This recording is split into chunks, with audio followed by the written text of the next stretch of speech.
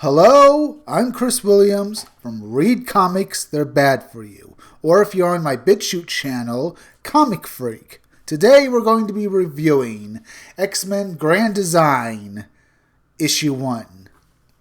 The cover and art and writing are all done by the same man, Ed Piskor. Now, the cover here is good. It looks like with its grainy look and washed out colors, giving it a kind of retro feel to it. They even have the old 1960s X-Men thumbnail up in the left-hand side of the corner. We see Cyclops in his regular civilian outfit and his X-Men costume, or rather his X-Men uniform, as well as see the other members of the first team of X-Men, as well as Professor X with the Marvel Girl in their X-Men outfits. Professor X, of course, in his wheelchair and civilian clothes, but all in all, the cover is good. Now, the first page, they're actually giving us a page where they're doing a promo page with showing different events that will be happening in this comic book. Or rather in this series, because they use the same page in the second issue. We can see Magneto, Professor X, the Mutant Master, Quicksilver, and Ms. Marrow, as well as Mastermind. Now, the first page is telling how mutants, well, only a few mutants really, because there can't have been that many that existed before the 20th century, telling how they had to struggle and try to survive and being called monsters and demons, facing ridicule and discrimination from people, as well as trying to help people throughout the eons and years. Now, we start out with this page with telling how Namor, the first mutant, even though there have been others like Apocalypse, flooded New York City, which caused a riot of anti-mutant hysteria this all happened during World War II, apparently. Ed Piskor's really taking liberty with the continuity here, and it makes me angry. There wouldn't be that many mutants, and how many people even know what mutants are? As well as mutants existing before the 20th century, yes, but only a few of them, and no one would believe they actually existed or being anything more than circus freaks. Here we see Wolverine with Captain America looking on as a young Eric Linzer is being attacked by Nazi soldiers, even though by this time he was already in a concentration camp.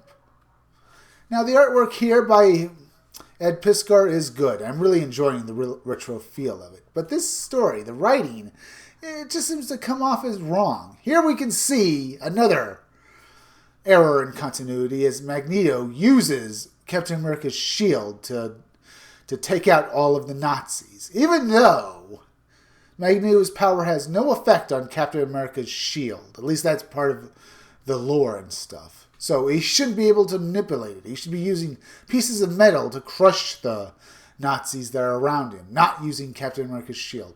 Ed Piskor doesn't really seem to know that much about the lore. Later on, we hear about how Professor Xavier's father died in an accident and how she remarried Cain Marco's father. Here we can see another error in continuity as Professor X is completely bald, even though up until when he hit puberty, he had a full head of hair. He only started to lose his hair in his teens because of his mutation, due to early onset male pattern baldness. Well, part of the mutation, so it wasn't really that, it was part of the mutation. Here we can see Xavier reading Cain Marco's mind and learning how Cain Marco hates Xavier's guts, and he's just mainly because he thinks Xavier is a rich, stuck-up little brat while he and his father had to struggle, as well as his father abusing him, if you must know. Here we can see the artwork, and it looks good. It's cartoonish and rather grisly looking. But it is good, even though I don't really like it. Here we see Magneto starting to use his powers, even though this is another error in continuity.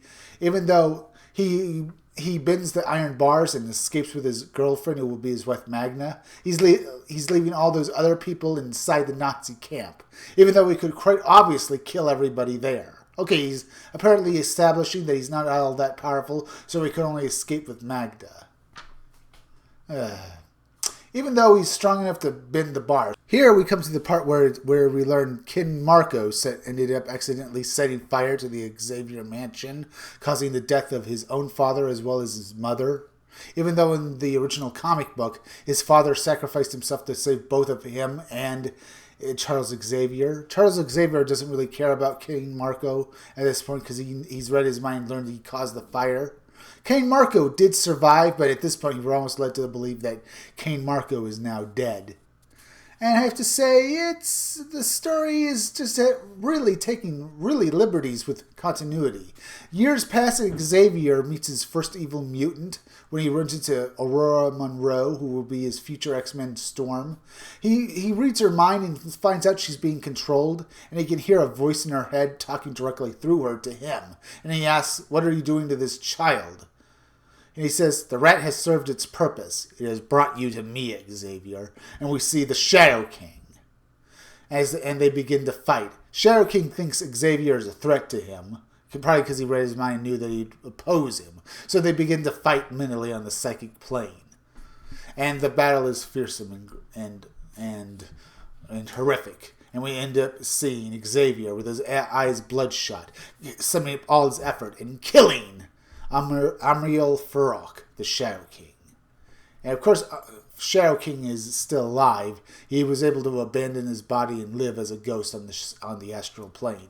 Here we come to the part where Magneto, Eric Lancer, was getting, Eric Lancer was being changed by a man he was working for, and he uses his power to make sure the man pays him the money he's owed. But then he's attacked by other townspeople who think that he's some sort of witch or a warlock, and they beat him up. And they end up caught, and you see horror on Magneto's face as he sees his daughter and his wife die in a fire. And it causes him to use his powers, and he kills the townspeople. His wife survives, but runs away from him because she's frightened of him now. Here, Xavier runs into King Marco in the army, and they're in the same platoon. What happens next is that King Marco ends up going into an ancient temple and becomes the recipient of the crimson bands of Satarak when he touches the ruby gem of Satarak, and becomes the Juggernaut.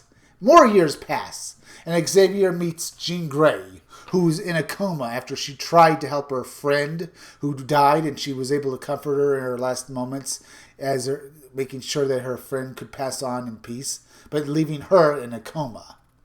Here we see her saying that she knows she can bring her friend back from the dead, as well as Xavier being rather frightened of the young girl, but still trying to help her. He helps her out of her coma, and she ends up being reunited with her family.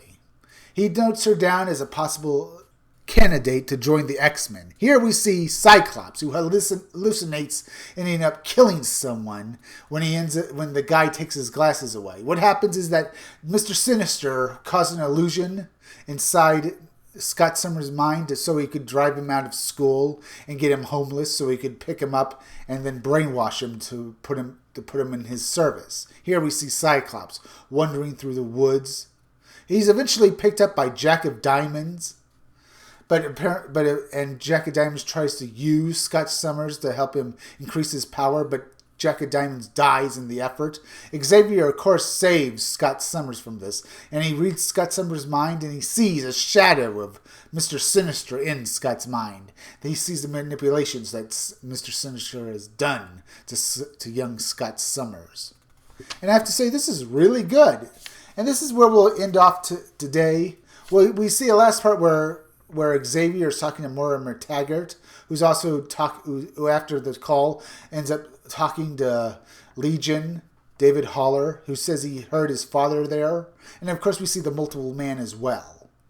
And we see how this will play in the future issues. Now, if you like this review, subscribe. Make sure you're still subscribed. If you're watching my videos but you're not subscribed, please subscribe to me. I want you to hit that bell and get notifications for all my videos.